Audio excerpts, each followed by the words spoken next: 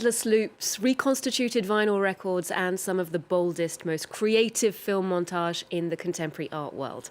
Christian Marclay has been exploring sound, visuals, collage, and reproduction for more than 4 decades, with installations, photographs, sound pieces, and more. The Swiss-American artist joins us in the studio as that body of work's being celebrated at the Pompidou Centre in Paris. Christian, thanks so much for being with us. Thanks for having me. Now, this shows a retrospective of your multimedia work, but there is a strong theme running through it, and that is music, sound, how you've explored that visually through audio work as well. Where did this fascination for sound and music come from? Was it a childhood passion? I think it was a reaction to how art is really objectified and turned into commodity. And there was a freedom in making music. And it was something new for me because I didn't study music. So it was a discovery. I discovered it in New York through punk rock, through artists who had not studied music.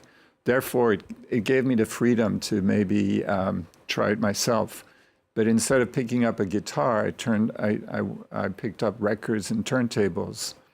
As we can see in the show. Now, let's get a closer look at your work. Here's a virtual visit of the show and a word from curator Jean-Pierre Criqui, who put this latest exhibition together.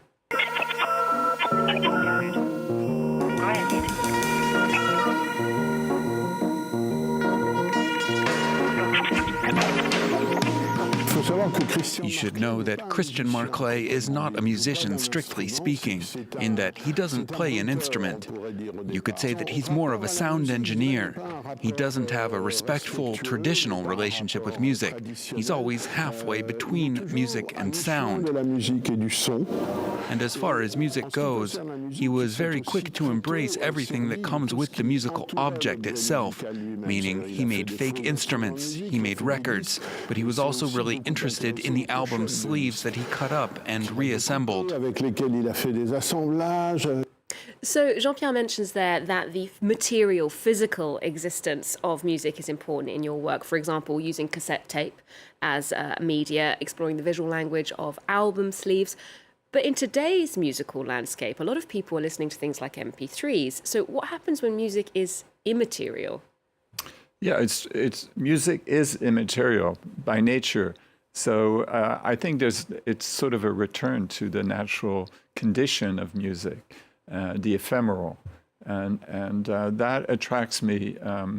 But these objects were made to sell the music. That's their main purpose, is to render this ephemeral sound tangible. And my work is a reaction to that in a way. And you make a lot of it tangible as well. But what did strike me about some of the pieces was how they also depict a silence of sorts, as opposed to sound. Because if you look at a piece like Open Mouths, the Open Mouths of Chorus 2, for example, and another piece, All Over, that depicts sound, can you tell us what this alludes to?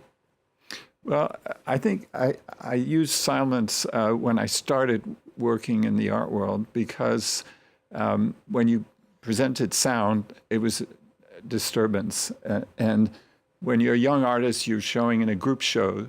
And group shows, artists complain that the guy that next door is making too much sound. So I kind of, though in working with sound, but suggesting sound rather than making it. And then video allowed us later on to make sound in an exhibition space. You can't go to a gallery anymore, to a museum, without seeing video. And video has introduced sound in this quiet, hush-hush world of museums. Which is quite revolutionary in a way. Now, when you left art school, you mentioned this period. You started a band with a friend, the Bachelors even, making experimental sound work in the 1980s. You even invented special instruments to play with, I believe. And that made me think of the sculptures we see in this show, pieces like lip lock, virtuoso, drum kit. Tell us about these. Yeah, these are impossible instruments. Again, silent, they can't be played. But it's music for your imagination. Like I used record covers as well to create records that don't exist, but they're there for your imagination. You just look at the cover and try to imagine the content of that record could be. I can't imagine what that accordion must sound like. So, as you mentioned, you had music as a main focus for a time. You'd more or less abandoned visual art. What brought you back to it? Well, that's where my heart was, making art. But I didn't want to just make one or the other. I make both. I'm constantly going back and forth. Some people call me a composer, an artist. For me, what's important is to stay creative, and as you can see in the show, use a lot of different medium. So, being photography, sculpture, woodcuts, whatever inspires me, I'll use. Yeah. I don't want to be defined as, a single artist or a single type of musician. It's certainly very eclectic because there's film as well. This show features an important film you made in 1995 called Telephones, the first video where you spliced together archives from film history, repurposing existing bits of film in the style of a DJ, sampling bits of music in a way. And that was a few years before the video piece that many people call your masterpiece, a 24-hour film called The Clock. It's made up of clips lasting 1 minute where we see clocks or watches showing the time or people announcing the time. They can be actors, famous ones, not so famous. This compilation is played in actual time. It won the Golden Lion at the Venice Biennale in 2011. I must say it's one of the most extraordinary pieces of art I've ever seen. Where did the idea come from? Well, it's using the same technique as a DJ, but instead of DJing with records, I'm DJing with found footage from the history of cinema. There's so much material out there, and so I'm always working with what exists, what I can find. Time is really important in my work, I think, and here is a piece about time. It's 24 hours, and it's synced to the actual time. So when you watch it, if it's 12 o'clock noon, it will be 12 o'clock noon in the film. Time also was expressed in my work with records, because records are very fragile objects and they get scratched.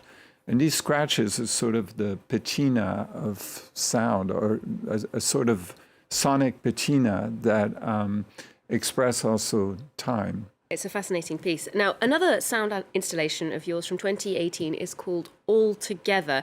I believe this was a collaboration with the platform Snapchat. So what drew you to the project? Because I get the impression that you weren't into that social media sort of world before that.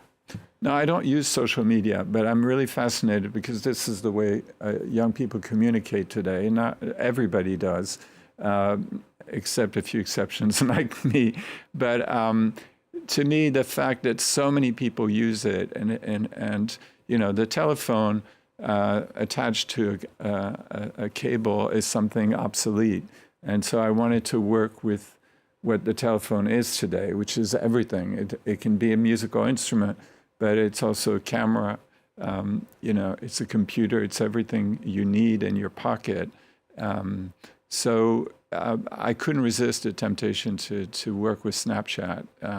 And I used these little videos that people make to, again, mix them together and to create a sound composition with, so you see the videos played back on a telephone, on these smartphones.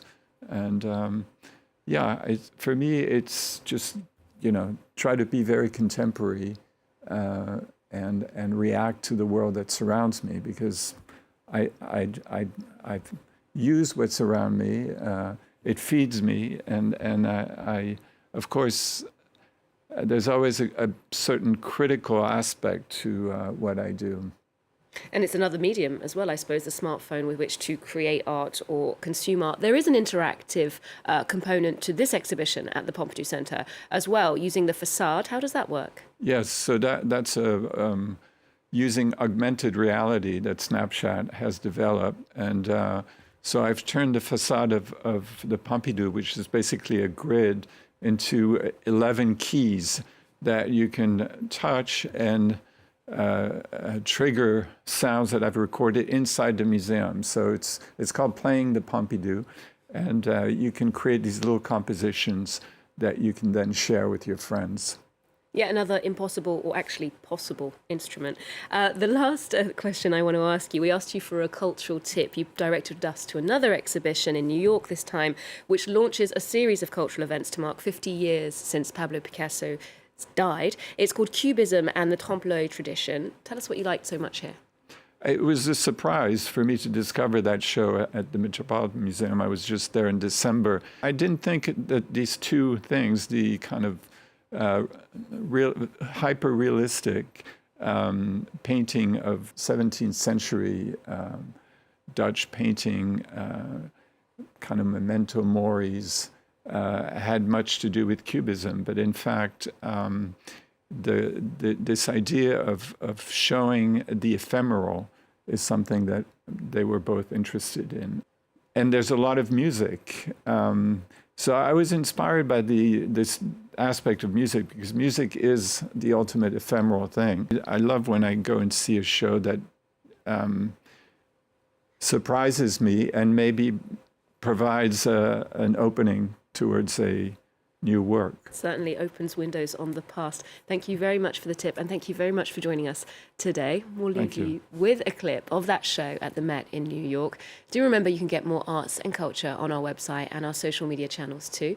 There's more news coming up on France 24 just after this.